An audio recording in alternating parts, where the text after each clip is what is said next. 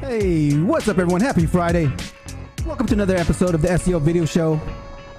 Today we'll be talking about starting your own SEO agency or consultancy from scratch with our very special guest today, Clint Butler of Digital Ear. Don't be shy, guys. Say hi in the live chat. I see a few of you out there already and already talking in the live chat. Thank you.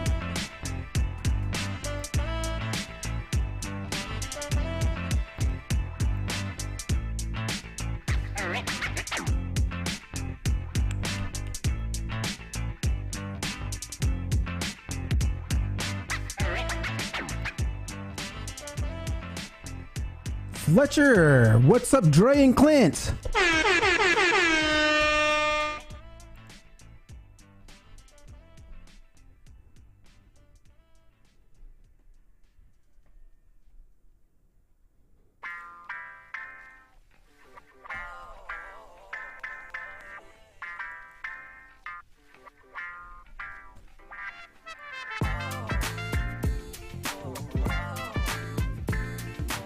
Digital Ear. Hey everyone, looking forward to being on the show again. Yes, sir.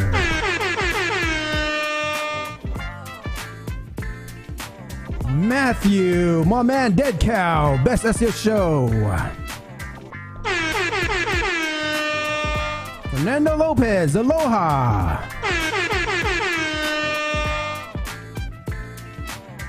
Luther, hello.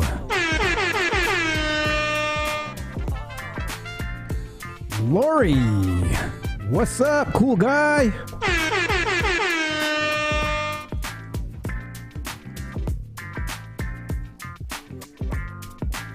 Kobe, happy Friday, Clinton Dre.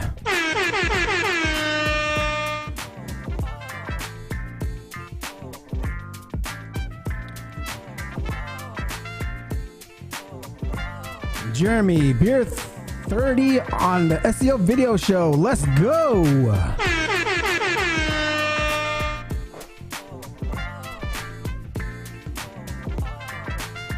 Beer 30? Good Lord. I just got that. Nico, happy Friday.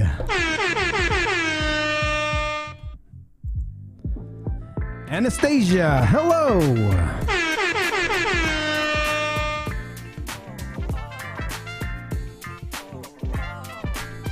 Ernesto, what's up? Awesome to see you guys here nice and early. We got a very special guest, Clint Butler, and today we'll be talking about starting your own SEO agency or consultancy from scratch. This is gonna be a good one, guys. Get your questions ready. I know a lot of us, well, myself, was one of the people that got laid off recently, so I started my own SEO consultancy. I'm trying to. So this comes at a very perfect time. I'm going to ask Clint all my SEO agency questions. Hopefully get them answered. And if not, I'll join him on SEO this week and ask some questions.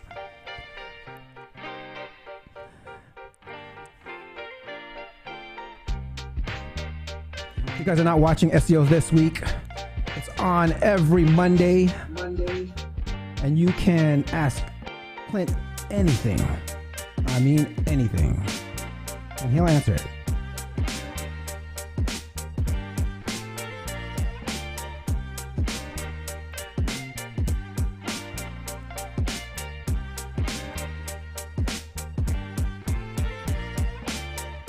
Don't be shy, guys. I see a few of you out there already. Say hi in the live chat. Let me know where you're watching from. Let me know what you're sipping on. Let's see. Clint sipping on, is that what? A bottle of vodka? No. Strawberry daiquiri flavored water. Oh, there you go. Strawberry daiquiri.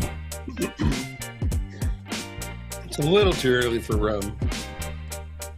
You're actually, what, a couple hours ahead of like 2 o'clock right now? Is it 2 p.m.? 1 p.m.? 1 hour.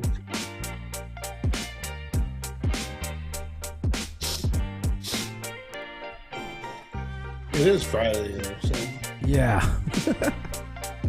I know. There's this one guy, I think his name's Hobby. I think he's drunk all the time he comes on and he just asks all kinds of questions. I see him on your show sometimes too, so you might know who I'm talking about.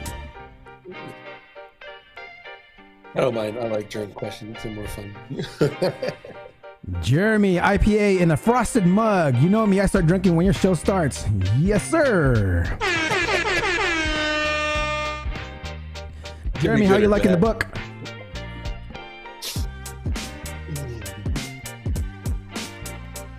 Carol Fry from Seattle, Washington. Oh, my let's old see. stomping ground. I missed her. Let's see. Oh, there she is. Carol, hello from Seattle, Washington. All right, guys, we got less than 5 minutes to go. Today we'll be talking about starting your own SEO agency or consultancy from scratch from someone who did it himself, Mr. Clint Butler of Digital Ear. He's the host of SEO This Week and a co-host at SEO Fight Club. Be sure to check out those two shows weekly.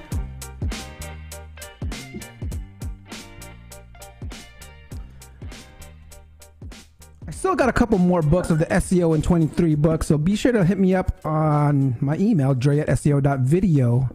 And if you're in the US, I'll send you a free copy of this book, so no cost to you. All right, guys. A book? I didn't know you had a book. No, I got the the Majestic book, the one with David Bain, where he interviews like 100 SEOs. I hadn't even seen that. I'll send you a copy. I'll get your address later. Jeremy, loving the book. Thank you again. So many knowledge bombs. Yes, sir.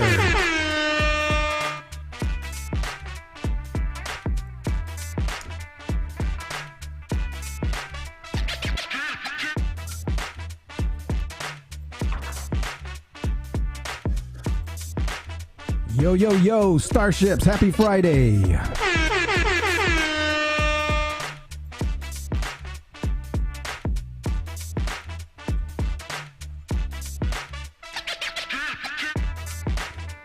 Brian, what's up, my man? This should be a good one.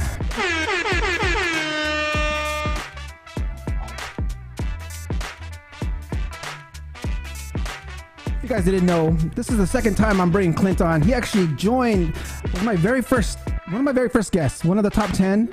I believe had like 100 subscribers at the time. And now I'm at 5,000, just hit 5,000 this past week. So we're celebrating it with our very special guest today, Clint Butler of Digital Ear. Congratulations, man. That's no small feat. Thank you, thank you.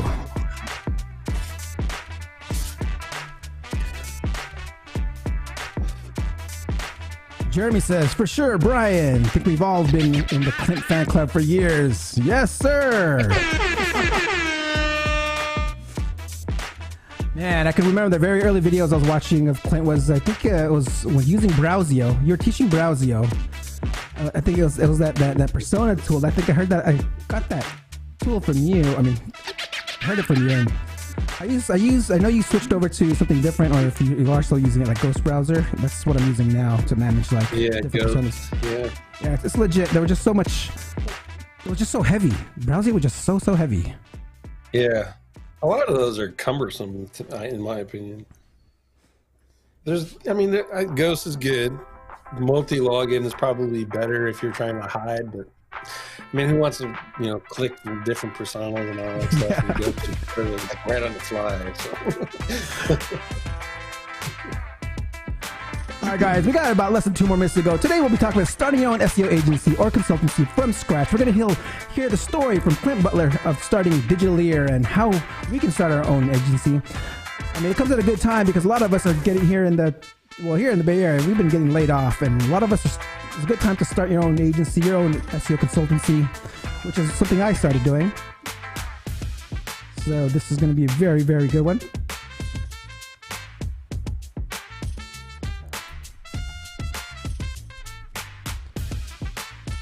If you're just joining, be sure to say hi in the live chat and let me know where you're watching from. We got less than 1 more minute to go, and I'll get the show started. I'm going to put you on mute, and then I'm going to unmute you right when I introduce you. All right.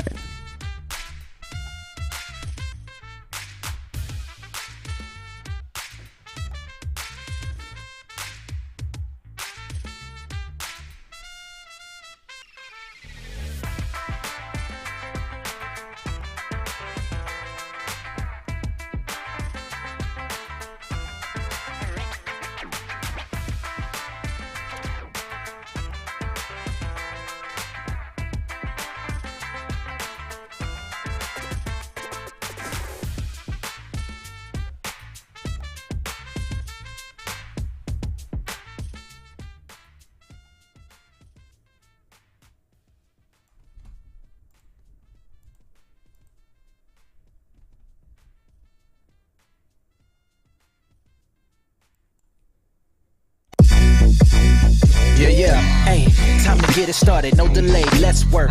Wanna see you be an SEO expert. Paul Andre De Vera, steady dropping knowledge. Over 15 years in the game, so he knows all about it. Master the art of SEO, you will be amazed. Time to get your brand off page to on page. Dropping knowledge, legendary for sure. Whether you're just getting started or self-employed entrepreneur. Yeah, let's go. Subscribe to the SEO video show. Hey! Hey, welcome to another episode of the SEO Video Show, where SEO is alive and fun. My name is Paul Andre De Vera, aka Dre, and I curate SEO videos released in the past week into about 1-minute clips. My favorite part of the show is when I can introduce my guest, and my guest today is the founder of Digity, Clint Butler. Before we get started, let's say what's up to everyone in chat. I see Jeremy, Brian, Starships, Jeremy, Carol, Nico, Lori, Fernando, Digity, Matthew, Fletcher, Luther, and so much more. Thank you for coming by. Please don't forget to subscribe and hit the like button. I hit over 5,000 this past week, so yay. All right, guys, let's get on with the show. Hey, Dre, why do SEOs love the farmer's market? Lots of organic content.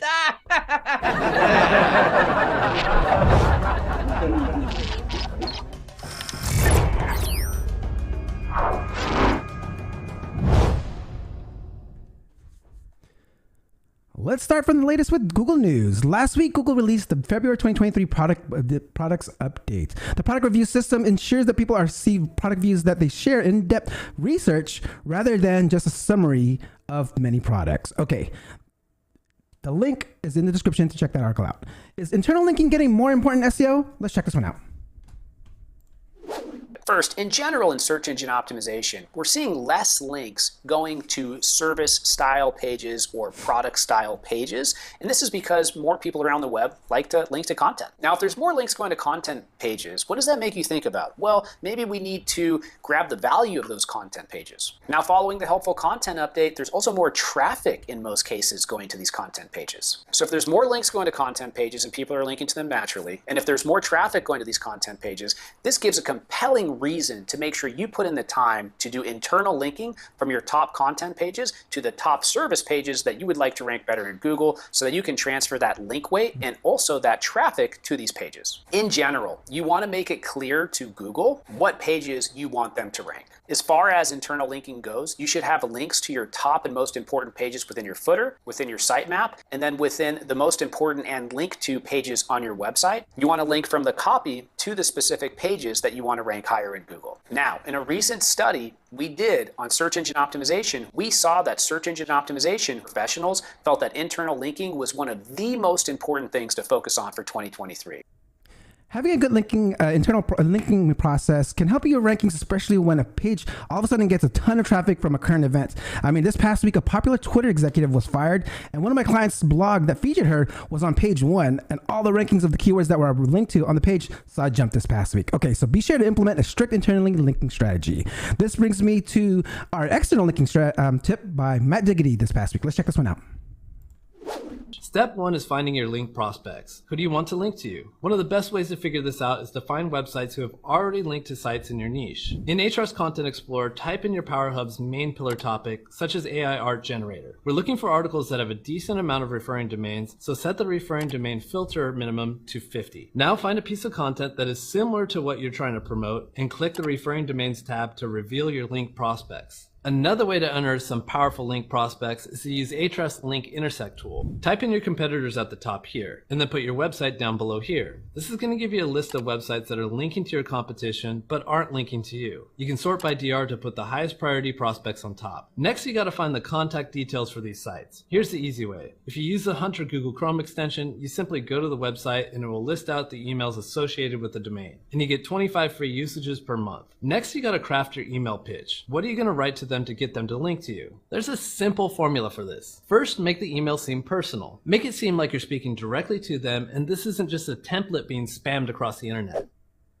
I haven't done much link building working with B2B enterprise companies, but since I started my consulting agency, I found press releases give me enough link juice to jump to start my rankings. Okay, Ryan Stewart posted an SEO Sales Hack this past week on his channel. Let's check this one out. The role of Google in the buyer's journey has changed. Google still gets a lot of credit for conversions because people are coming through Google to convert, which means that people think that Google is responsible for it when it's really not. And because of this, there's still demand for SEO services. You might be getting people coming to you saying that they want SEO, but then over time they're frustrated or they leave and they're not getting results that they want. And it's not your fault. It's because you're servicing the wrong type of clients. If you want to have success selling SEO services in 2023, you have to be focused on industries that are still making money directly from Google. Because at the end of the day, your job as a marketer is to help companies to get more customers. We'll be talking a lot more about starting your agency with our very special guest today, Andrew Shotland. If you skip this one step in discovery meetings, even the best clients and SEO agencies can find themselves in a very sticky situation. What's this step? Let's find out.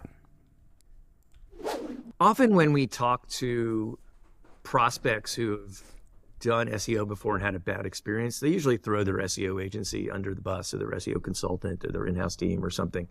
And there are definitely, everyone in SEO makes mistakes, doesn't perform sometimes. It certainly happens. But I think in my experience, it's usually a two to tango kind of process, meaning oftentimes there's just an expectations or a communications mismatch between the two constituencies. What I mean by that is when you start out with an SEO program, whether you're an in-house SEO or you're an agency or consultant, you need to have a very clear, candid discussion with the client about what is required on their part to make this thing work. And often that means having subject matter experts who can approve content, or legal experts who can approve content, so they know what are all the levers we're going to pull and are we able to pull them. Oftentimes when we see SEO programs go off the rails or not meet expectations is when we had those conversations up front and the client kind of forgot about them and didn't really internalize them. And so setting those expectations up before the contract is signed, before the budget is approved, is always helpful to making these SEO programs work. This brings me to my favorite part of the show. Please prepare all your SEO agency and consulting questions and type them in the live chat, and I will address them in the order that they are received. Please don't forget to like and subscribe while I get ready and introduce our guest.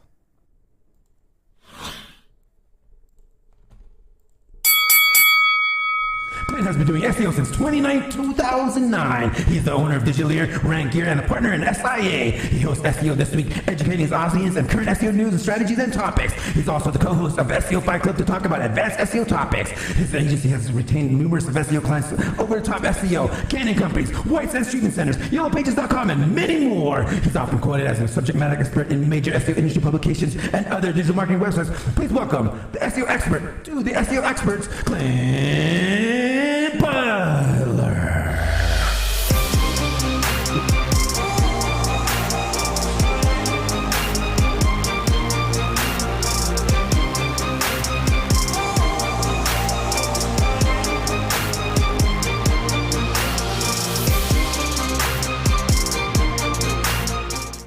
Clint, my man, welcome to the show. Your intros are awesome. Thank you. Everyone, let's give a round of applause to Clint.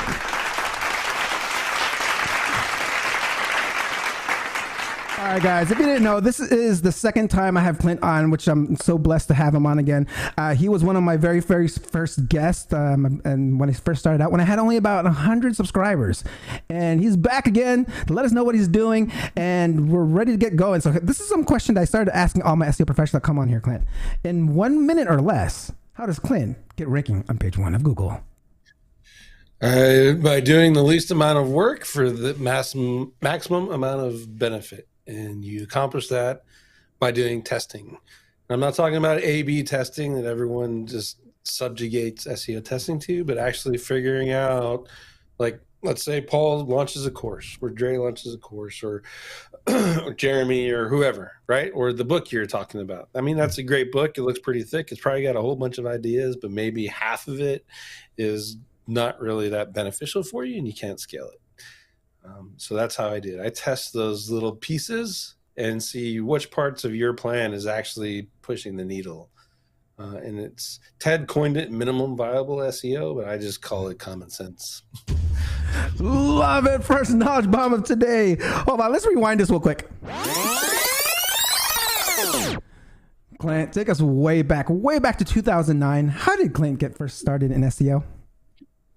It was actually network marketing. So if you guys, Herbalife was a company that I joined, and I joined Numis as well. And both of those, in order to be successful in network marketing, you not only got to sell the product, but you build like tiers underneath you. Essentially, if we're thinking about it from an affiliate standpoint, you're just getting more affiliates to sell your stuff.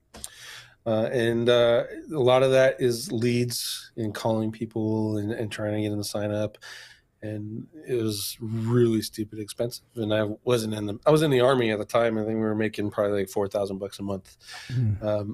So that's when I was like, there's got to be an easier way. And then I found traffic exchanges and safe lists, and then that was just dumb. So I moved on to search engine optimization. Love that. So wait, so were you doing actually SEO for these like Herbalife and stuff like that, or no? That was just one of those things that you just left. Yeah, that's where I learned how to make one single page landers. Started working with WordPress more when the themes were getting easier. I didn't know anything about coding or HTML or any of that madness. So, and then I just started, like the safe list, for example, just created a single page lander and send it out to a safe list, and you get leads that way. It's still a viable way. People are discounting those safe list stuffs. That still works, especially if you're targeting newbies, for example, and traffic is good. So wait, I'm curious. This is the first time hearing about safe lists. What are safe lists? Essentially, you own a safe list, and you go out and you it's just think email marketing. Okay.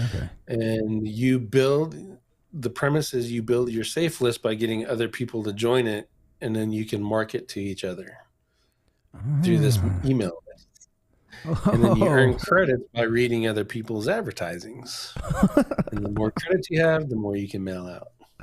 Oh, I love that. That's something very interesting there. Okay, so let's get back into SEO here. And so I wanted to ask you, so what part of SEO actually made you interested in it? So you started building this one page landers. What actually made you go full force on SEO?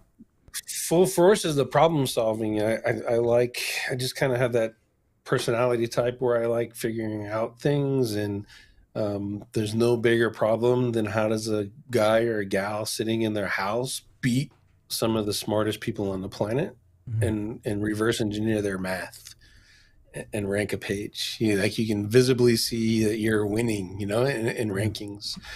And that's why SEO is always going to be challenging. Love that. I love that reason as well. I mean, so I wanted to get into so how did you actually learn it? So I mean, this, you actually teach it now, and people call you the SEO expert of the SEO experts. So I'm curious, how did you actually first learn SEO back in 2009? Black hat. Black hat. Black hat. Yeah. If there was a black hat forum, I was on it. And what's beautiful about those communities is those guys are all natural born testers. And people dog on them all the time. Oh, they found this one tactic that works right now. And they're, that they didn't care. It was rinse, repeat. Find a tactic and go make money with it, and find a new tactic, go make money with it, rinse, repeat. Right.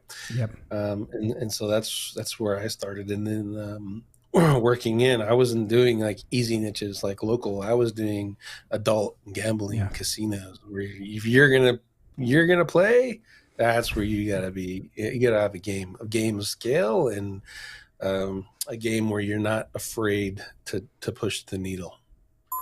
And that's how you learn. Like it's easy to listen to all these talking heads like Ignite. You showed a video from Ignite. I work from those guys, and I can tell you right now that they're not following what that dude just said. I had a client that I was consulting. I still consult him to this day, but we were paying Ignite $11.5 a month, and they weren't doing that internal linking stuff. They were pushing out content, but they weren't doing all that internal linking and all that. And they actually tanked the site for us. So, I mean, so you listen to those talking heads, you get ideas, and then do what Ted and I on SEO Fight Club, we tell everyone. I mean, we're going to give you great ideas, but until you test it, all it is a great idea. Yes, sir. So even back then, I mean, I know there wasn't that many, there's so many SEO people to follow nowadays? I mean, back then, back in 2009, like in the earlier days, I mean, who were you actually kind of following, or if any, and like some other sites that you were actually learning? I mean, you said black hat sites, but were there any other resources that you're learning from? There's one called Blue Hat SEO. That one was out for a while. And then Wicked Fire Forum was really, really good. Today that's replaced by, it's called Builder Society. Mm-hmm. This is much of that same level of crowd is in Builder Society now. Greg Morrison, OMG. I followed him ever since he came out of, Kelly Felix's group, Bring the Fresh. He came out of OMG, and then they launched OMG. He's really good. And then Jerry West. He's really under the radar right now. But Jerry West is the man. If you want to know anything about PBNs, Jerry West would be the guy to reach out to and establish a relationship with. Yeah, I remember meeting Jerry West at an Ungag conference like years ago, and what he was doing was really, really very interesting. Okay, so I want you to take us up to present now. And for today's topic, we want to talk about building your own SEO agency or consultancy from scratch. I mean, this is something that you've done. You have an agency called Digital Ear. So I want you to go ahead and start from the beginning, like from picking the name to how many people are in your team, if any, today. Take us through the history of Digital Ear. So Digital Ear was that was my retirement plan when I got out of the Army. And I actually did 2 years as a contractor in Afghanistan to build up the funds to be able to go all in on the agency thing. I didn't have, and when I left the contracting, all I had was, I have to start an agency. That was my income plan, right? So I originally started as Olympia SEO because I lived in Olympia, Washington at the time. And it just made sense. I can target Seattle, Redmond, Tacoma, all that stuff, and plenty of businesses there. And built that out pretty good. And I realized pretty quickly that, the business idea side of the agency stuff was all right, but I really didn't like doing it. And that's when I partnered with Guy Charette over at Over the Top SEO, and I was the back end of that. He was the sales guy. He was the Paul Andre for us. Flamboyant. He was out there. He could sell anything. And then I was doing all the SEO work in the back end and managing the teams and stuff. And together we managed to accumulate a nice portfolio, and we did $89 million in sales combined with all our clients and stuff. Damn. Yeah, it was a lot. Exactly. And that worked out right. And COVID actually, we blame COVID, but it was really Guy. He wanted a different career path. So he shut down Over the Top and moved on to singing. He actually launched a record, and he was on Spotify and all that stuff, and it was pretty cool. So we moved on. And then I returned my focus back to Digital Ear and building that out. And that's also when I realized that I didn't like necessarily working with all clients. Yeah. So instead of niching down like everyone tells people to do, I actually essentially niched down my client base. So I have conversations with them, kind of like Ryan was talking there, where he's talking, and that last guy, he made even more sense. Is you set the expectations with clients and what you're going to provide, and you can build a client base that you actually enjoy working with. So I think I'm bringing in probably about $40,000 a month just in client SEO. But I don't sell leads because I don't do conversion optimization. Not that I can't, I just don't do it. So when I'm having talks with clients and building my client base, I tell them straight up front, I'm not sending you reports all the time. I'm not getting you leads. You're hiring me to get rankings in Google, and that ranking is going to get traffic, and that traffic should convert into leads. Now, most of my clients I offer conversion suggestions to, and most of them apply it, and they get leads and they get sales. But at the end of the day, I've already set that expectation. This is what you're hiring me for. I'm not here to get you leads. And I think that's where 99% of SEOs get in trouble is, we're gonna rank you for this, and you're gonna get 1,000 leads, and they don't know that. Exactly. I mean, and on the other side of that, I'm sure everyone's been exposed to it who's had one client. Oh, I'm getting a whole bunch of phone calls, but it's not the people that I want to talk to you. I'm like, that's not my problem, dude. You know what I mean? I have all those conversations in advance. I don't do reporting. I don't do, we're not going to walk you through, here's the 50 things I did for you this month, because you don't understand 99% of it anyway. And it makes it makes the experience of being an SEO agency a lot better that way, in my opinion. So I like that. So niching down on clients and not by actual industry or you pretty much. So that was one of my questions. Like, so what kind of type of SEO do you specialize in? So like, is it for like not necessarily an industry, but you will niche down on clientele. But I'm curious, like, so are this like more local services? Are they more like, maybe enterprise companies or startups? Like, so what's type of like market is your current company going My after? main client right now is an enterprise company. He's in rehab, and it's a national program. But I'm the director of SEO strategy for a company called Franchise Rocket. Okay. And we only deal with franchises. So it's all local stuff. We're pushing 20 new clients every month over there and doing that. And the value of not niching down is you can actually, if you niche down, you can do the same thing over and over again, right? Mm-hmm. It makes it easy. Yep. If you don't niche down, you can find your hardest niches and apply it to all the easy ones, and you're doing way less work.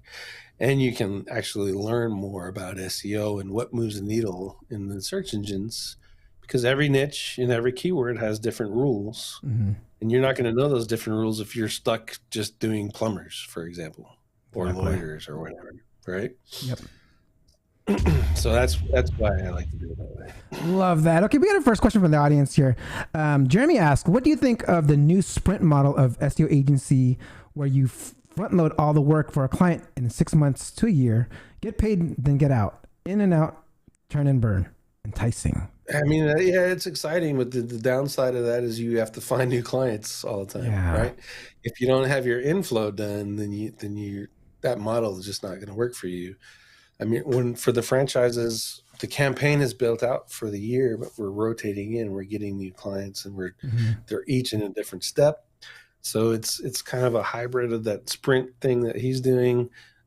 That's Ryan Stewart's thing, is that sprint from the blueprint. Okay. I mean, again, it works, but if you don't have a consistent new incoming client plan, then that's not going to be successful for you. Eventually, you're going to find yourself in trouble. So that actually brings me to one of my questions today is like, what are your recommendations of identifying targeting potential clients for like a new SEO agency? Like, I mean, how are you getting your clients? I mean, what's your lead gen process, and any methods and tips on generating new clients? Most of my clients now just come from referrals, doing interviews like this, podcast, having my own video show that actually did way better than ranking, ironically, for SEO. I mean, I had over the top ranking. We were at 1,500 top threes across 1,500 cities for city SEO, and the leads were just trash. Mm-hmm. All the good leads come in when you put yourself out here, kind of like you're doing, like I do, and that's where they'll come in. So yeah, I stopped using SEO specifically for finding SEO clients. Mm-hmm. You actually want to pivot, in my opinion, a little bit better. Terry Samuels is a good example of this. He pivoted out of SEO and promotes web design. Yeah. Right. And then he turns them into SEO clients. Doing something like that is much better than going after those city SEO keywords and hoping that clients will come into you. Love that. Yeah, that was something I was thinking about doing too, because I do have a background in graphic design and multimedia. So that's one of the things I was kind of thinking of doing myself. So I was like, interesting there. So just actually say you are a web designer with SEO expertise that can actually get you ranking. Yep, so I mean, love that. So I want to get into... Yeah, he designs the site, then optimize the on-page stuff, and then says, hey, we did all this stuff for you. Now consider the SEO plan. And you already sold them. They already know, like, and trust you. So that's how easy that conversation is versus, well, now you need to rank for all these keywords and we're going to get you traffic and blah, blah, blah. You skip all that madness. Love that. Love that. Okay, Brian says SEOs get themselves in trouble by saying, we will get you more sales. No, you won't. You're not the sales department. You drive traffic, period. I'm glad Clint said he drives traffic. Yes, yes, yes. Thank you, Brian. All right. So I wanted to get into something, because you said you manage a team. I'm curious, like for Digitally, or like, do you actually have a team for your own personal agency, or you actually manage a team at Over the Top, or do you actually have people managing right now? How big is your team right now? Franchise Rocket is built out. That's where the biggest team is at. Okay. And because of my position, the director of operations for SEO actually works for me. So it's kind of like if you were thinking about scale, project manager, you need a good one. Okay. And then we have specialists in each one of the tasks, right?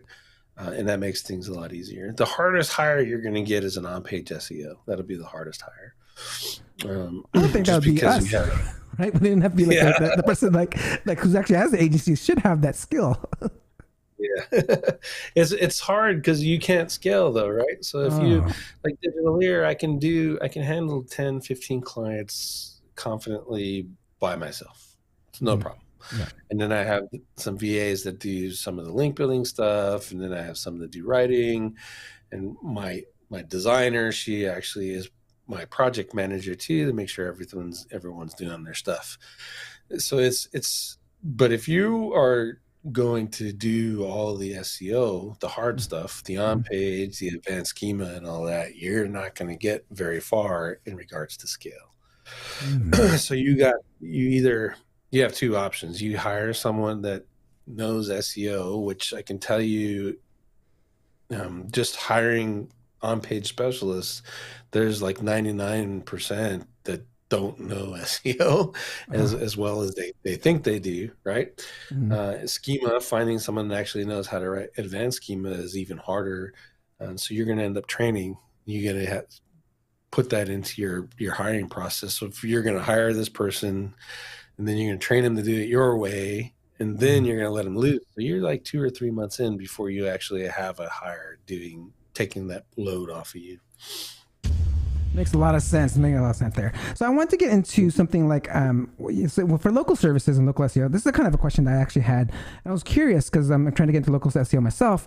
Like, how about if you have, like, say, dentists, like, how far apart should the client be? Like, I mean, how about if you get a dentist that wants to be your client in your city, one city, and then you have another one, maybe the city next door? Is that okay? Or, like, is there certain, like, distance that you keep your clients away from? Yeah, in that niche, as long as they're outside of the city, they're not competing, because you're essentially competing with yourself at that point. It's not fair to the client. Exactly. So that's fine. In franchises, it's even more narrowed down. Like those guys are on zip codes. So they buy a region based off of zip codes. So you could have someone, like we got 5 franchisees in one market in Houston, for example, but they target different parts of Houston. So you have to be a little bit smarter with your landing pages doing that. So it's possible, but as a general rule, if I get a dentist, that's because you had that niche, and they are in Seattle, then I don't take another Seattle dentist. Okay, it'll just be the next city over, and that's what they would have to do. Yeah, that'd be fine. Got it. Love it. Love it. So I'm curious now with what kind of tools do you think that agencies should invest in to make, like things to scale? Like you're talking about scaling, like maybe getting some employees. I mean, what are some other things that we should look into to like scale our agency with some certain tools? Right now, I think SEMrush is kind of winning the game.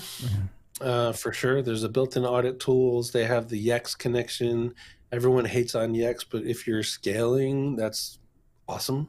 I mean, it's $29 a month, and you get all the features of a premium Yext account inside of SEMrush. SiteBulb, you should definitely have. You buy one license at full price, and then the additional license is like $10, so you can give a copy to each of your staff. And then when they start to get better, Cora for sure, and then Page Optimizer Pro for your newbies.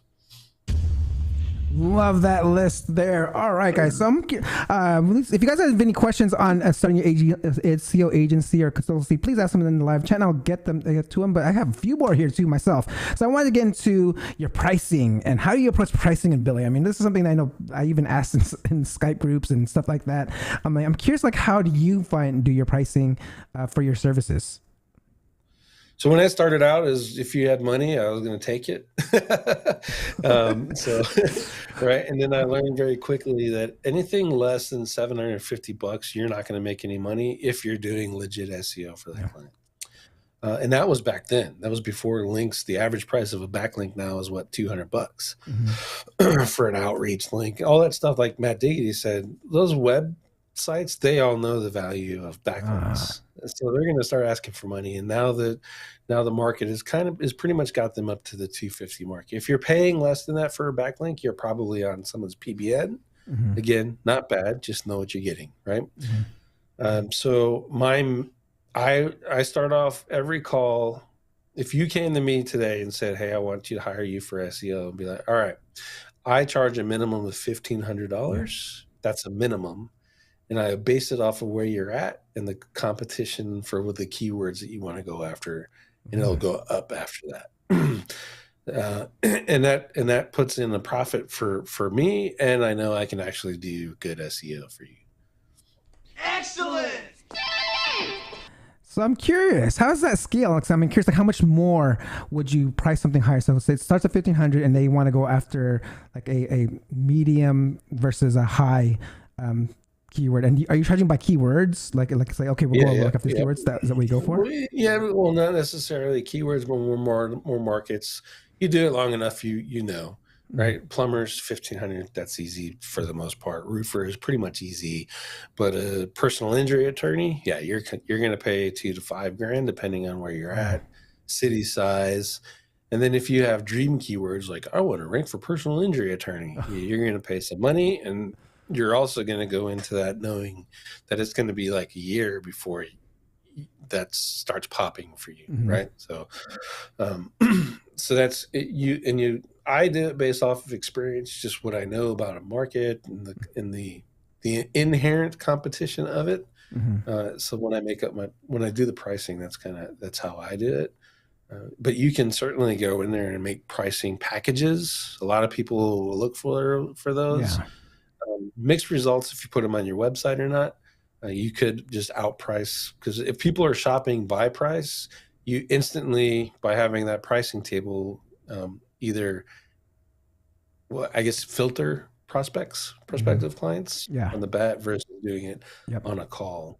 And if you do it on a call, I found that they actually stand by and listen to you, and you can explain or display your experience and knowledge level, and then they actually see the value, and they're more likely to do it versus if you have that pricing table and they just instantly disqualify you based on your pricing level.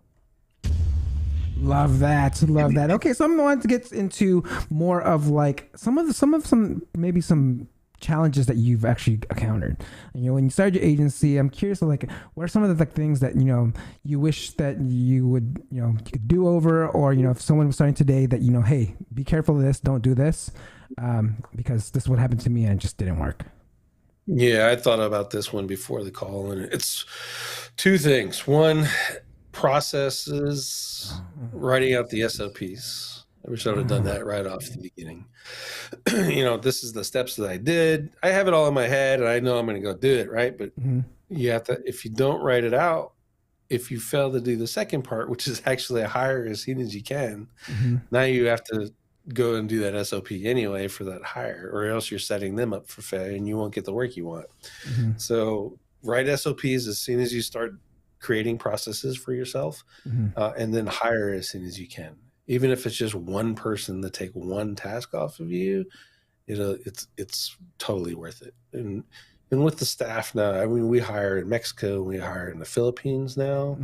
They're in Mexico, you can get college graduate students for a little bit more than what you're paying in the Philippines. and the Philippines folks, that's culture. You get used to that culture thing because they won't tell you when they messed up. It's just, you know what I mean? Yeah. Or they'll think of something cool or this great idea and how to change something, and then often it's just I don't know, it's shy. Or I don't want to say shy, but to me it's shy, right? And they don't want to upset you, so they just do what you tell them to do. And you have to nurture that group a little bit more. But the Mexican teams, those guys are really, really independent, really smart, and they'll just go out.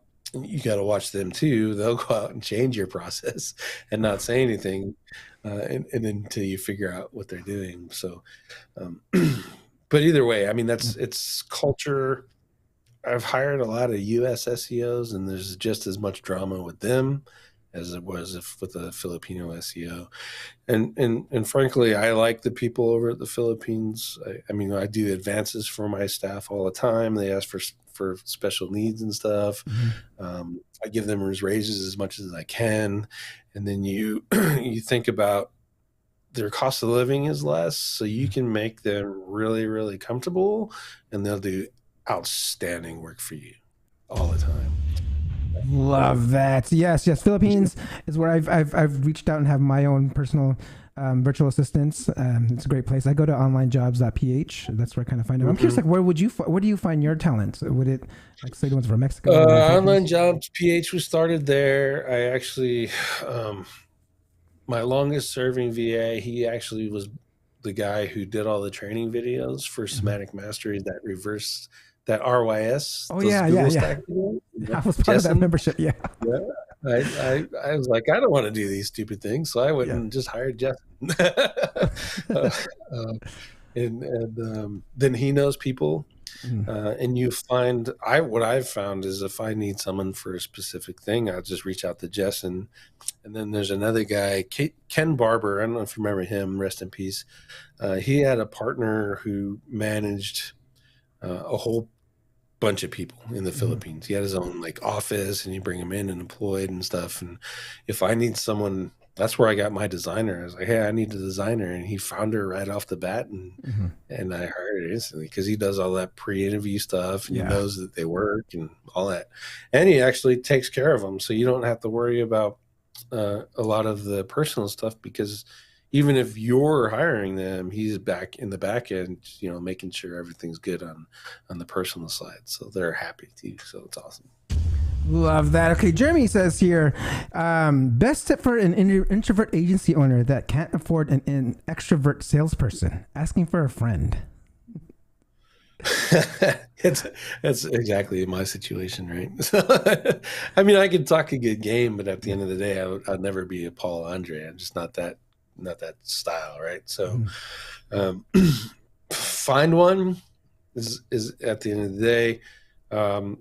If you can't afford them, but you have a steady lead flow, a lot of those guys are used to working on commissions anyway. What I was doing when I first started is I charged $1,500, and then I'd give them 20% recurring for that client, the entire life of the client. Okay. Right. So that model works good. There's a lady named Monique. I can't remember her last name. She's speaking at SEO Spring Training. She only does sales. Her and her husband own the agency, but she only does the sales part. And she's making $1.5 million a year just off of commissions from her sales. Damn! Yeah. If you can't pay them outright, I mean, there's plenty of sales guys, they're used to commission only, 100% commission stuff. Love that. I'm going to use that because I can't sell and do SEO and manage clients all at the same time. I mean, even if I may be pretty extroverted, it's just I wouldn't have time to. I wouldn't want to sell. I don't want to sell. I actually like doing SEO. Exactly. Yeah. So if I ever wanted to make digital ears super huge, that would be my next hire as a sales guy. Love that. Okay, Matthew Edwards says, Clint, you are dope. All right, let's get back into more of a couple more questions I have here, because we were kind of talking about this. You know, we're getting a salesperson, but what would you do to like establish like a strong online presence and build your brand identity for SEO? I know you were talking about like your shows and podcasts. I guess, you know, you said being guests. I mean, what are some other things that we can also build like that identity? Dude, I got out on the social media. Primarily it was Facebook. So I think that's where a lot of people started meeting me. I instead of being the parrot, like the 99% are, I actually built my reputation by calling BS. Right. So you can read a lot of stuff that people share and you're like, you didn't do that. You know what I mean? Yeah. You're in some of these groups and people are like, I built 1 million sites and, you know, blah, blah, blah. And I did it with automation. Like, bullshit, you know? So I called bullshit a lot. And it stands out because there's a whole bunch of people saying the same thing. Go build content, write exciting content, and Google will find you and you're going to rank. No, it doesn't work that way. I mean, so that's how I did it. Like you, I've seen you just take this show. I mean, honestly, I didn't even really know you until you started the show, right? And it's not, you don't have to be an expert SEO to start a YouTube show. You don't have to be an expert SEO to create little shorts, YouTube shorts, and go in the PAAs and scrape all the people also ask questions and do a YouTube short for each one of those. You can do that on Twitter, what's it? The one they're banning now, TikTok. You can do it on TikTok. You can go to Reddit and do the same thing. Be careful over Reddit; those guys are monsters. But that's how you get your brand out there. And then the search wise, I mean, do the top 5. You have Facebook, Twitter, Pinterest, Instagram, and LinkedIn, and work on those. But when you do that, also figure out a way to control how much you're exposed to that stuff.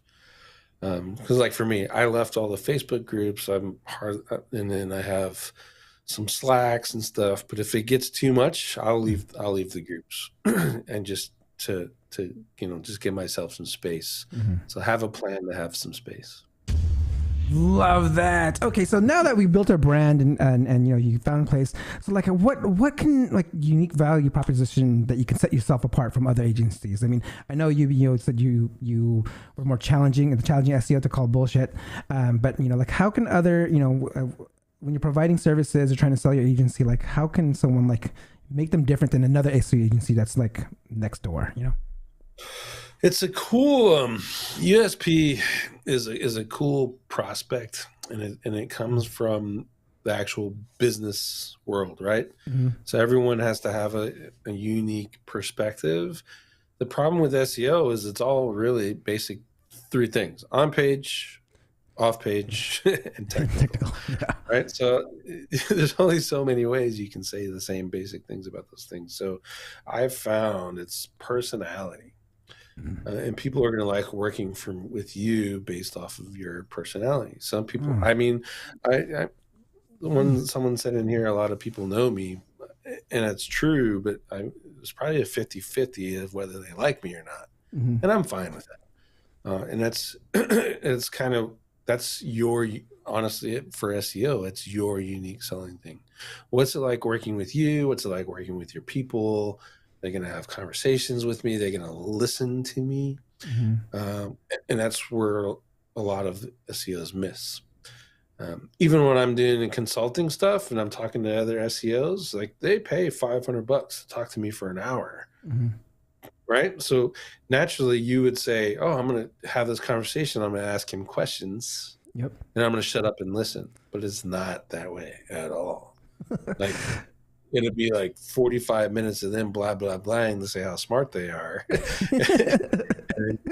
and you pay me for my hour, so I'll sit there and listen to you for 45 minutes, right? And so, I mean, I see that talking to SEOs, so I know that they're doing that to their clients.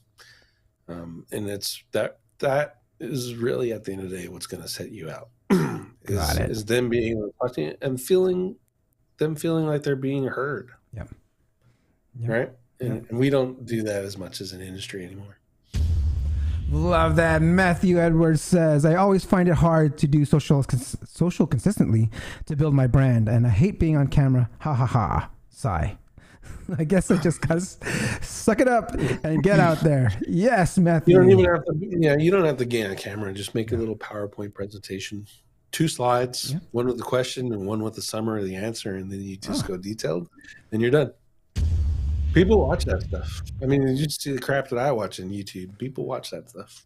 Love it. Love it. Love that tip right there, Matthew. There you go. All right. So this is my last question. So guys, get your last questions.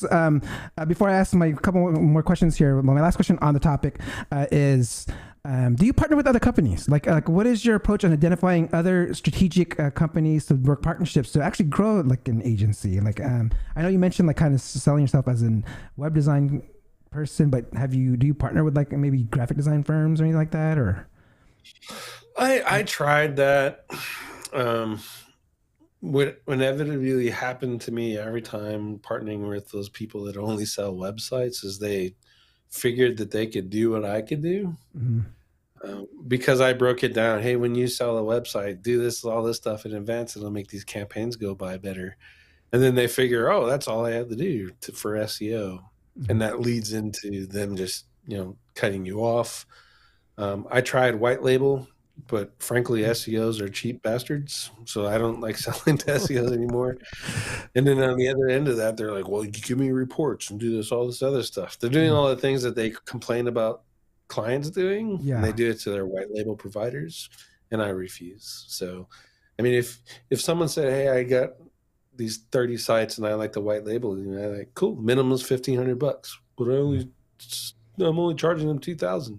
I guess I'm not your white label provider. Yeah, exactly.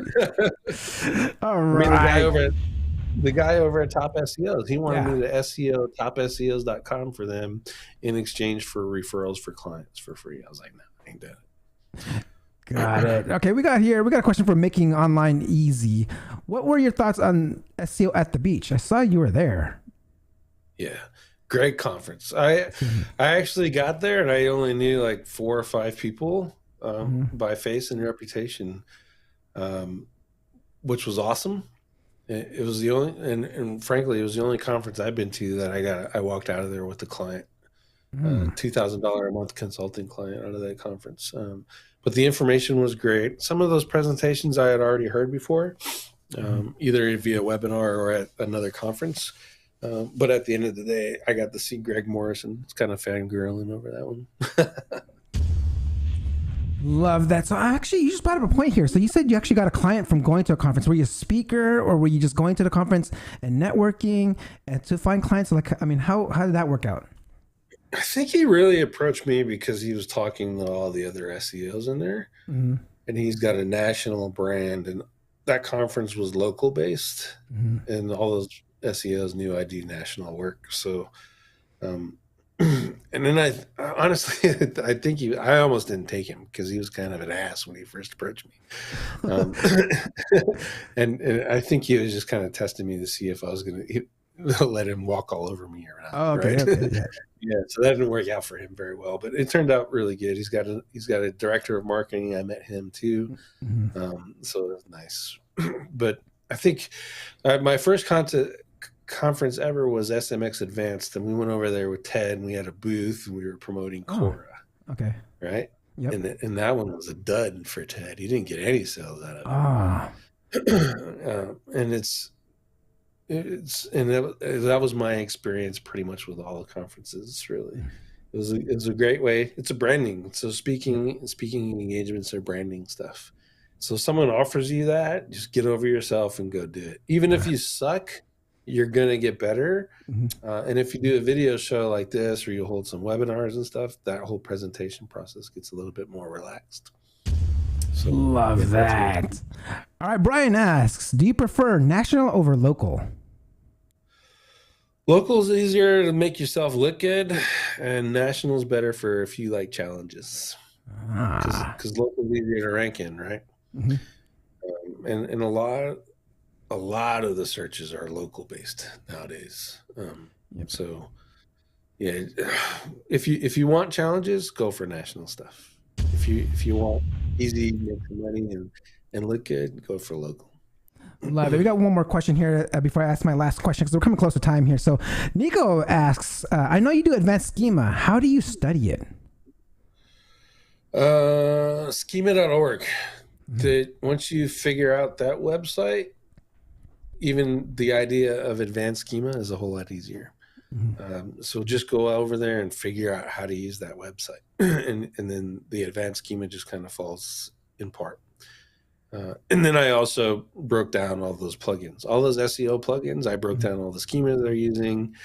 We tested each plugin and their default schemas, and then we tested it against the Google developer guidelines. They have one in there and all those example schemas, and I figured out that none of them work.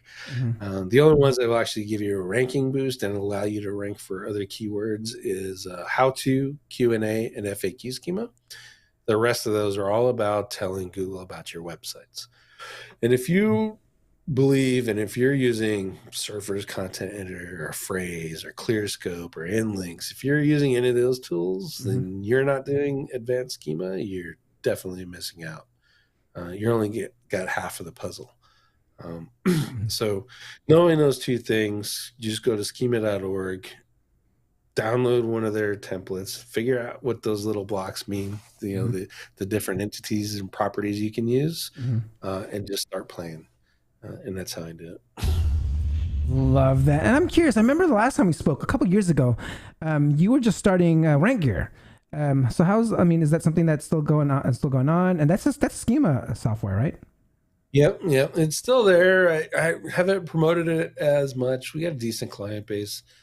It's not designed. When I originally did the concept map to build it out, we were using Schema app. It's kind of the guide. The Schema app is like really, really complicated. You can build some awesome stuff, but you got to learn that whole interface and use it all the time. Whereas Rank Gear, you can go in there and make your own template. So you're going to do X, Y, and Z for every roofer you ever do. You go make a template. And then what you get it to, like, I call it the 75% of where it needs to be. And then you pull that out and you can add your advanced elements into it.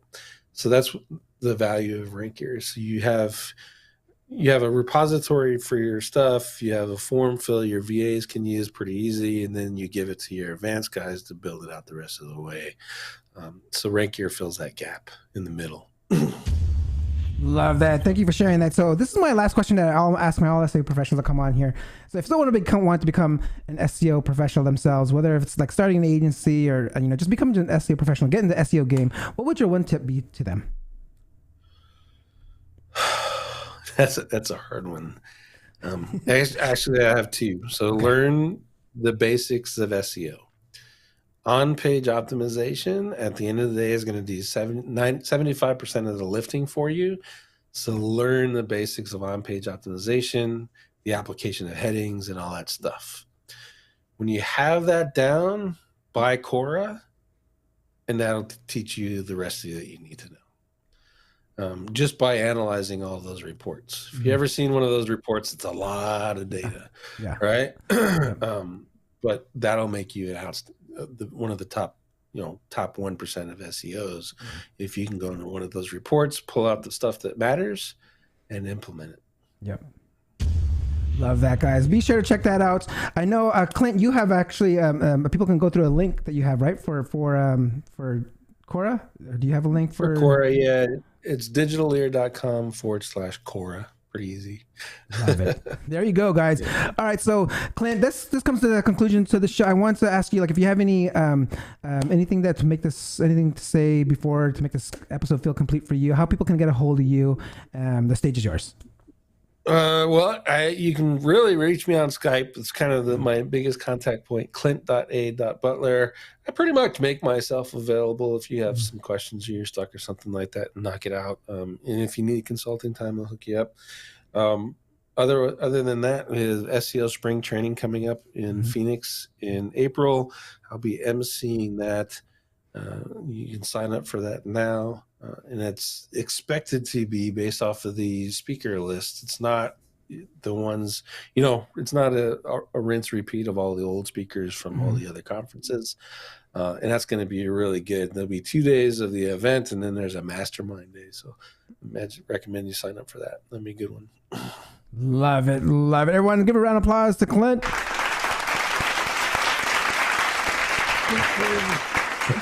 All right, Clint, thank you so much. Can you hold on for one quick second while I sign off here? Hold on one quick second. All right, guys, that concludes another episode of the SEO Video Show. Please like, subscribe, and support the channel. And I will see you next week. Peace out. Thank you for watching. Hope you come back next week. Make sure to subscribe. You don't want to miss a thing. Hope you learn something new, because the vibe is incredible. From the special SEO professionals, SEO video show. Let's work. Want to see you be an SEO expert. Paul Andre DeVera helping you step it up. No delay right now. Time to level up. Hey, thank you so much for watching. Make sure to subscribe. Woo!